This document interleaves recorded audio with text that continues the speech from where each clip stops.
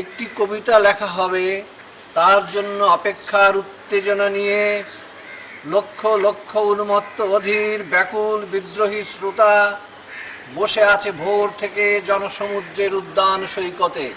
কখন আসবে কবি?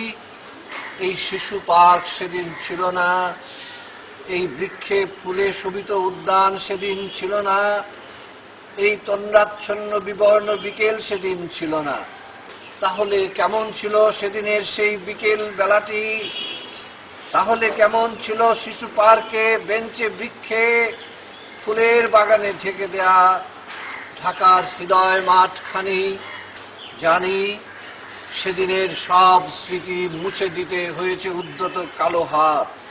তাই দেখি কবিহীন এই বিমুখ প্রান্তরে আজ কবির বিরুদ্ধে কবি, মাঠের বিরুদ্ধে মাঠ, বিকেলের বিরুদ্ধে বিকেল, উদ্যানের বিরুদ্ধে উদ্যান, মার্চের বিরুদ্ধে মার্চ।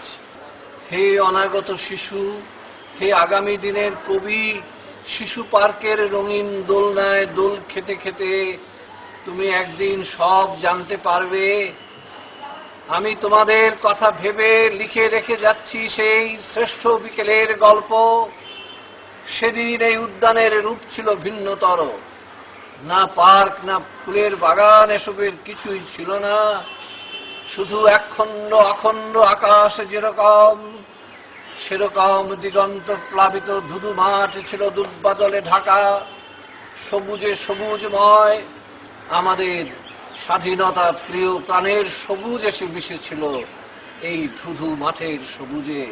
কপালে কবজিতে লাল শালু বেঁধে এই মাঠে ছুটে এসেছিল কারখানা থেকে লোহার শ্রমিক, লাঙল জোয়াল কাঁধে এসেছিল ঝাঁক বেঁধে উলঙ্গ কৃষক। হাতের মুঠোয় মৃত্যু, চোখে স্বপ্ন নিয়ে এসেছিল মধ্যবিত্ত, নিম্ন মধ্যবিত্ত, তরুণ, কেরানি, নারী, বৃদ্ধ, বেশ্যা, ভব ঘুরে, আর তোমাদের মতো শিশু পাতা কোরানিরা দল বেঁধে। একটি কবিতা পড়া হবে, তার জন্য কি ব্যাকুল প্রতীক্ষা মানুষের। কখন আসবে কবি? কখন আসবে কবি? শত বছরের শত সংগ্রাম শেষে রবীন্দ্রনাথের মতো দীপ্ত পায়ে হেঁটে অতঃপর কবি এসে জনতার মঞ্চে দাঁড়ালেন। তখন পলকে দারুণ ঝলকে তরিতে উঠিল জল, হৃদয়ে লাগিল দোলা, জনসমুদ্রে জাগিল জোয়ার, সকল দুয়ার খোলা। কে রোধে তাহার বজ্র কণ্ঠ বাণী? গণসূর্যের মঞ্চ কাঁপিয়ে কবি শোনালেন তার অমর কবিতা খানি।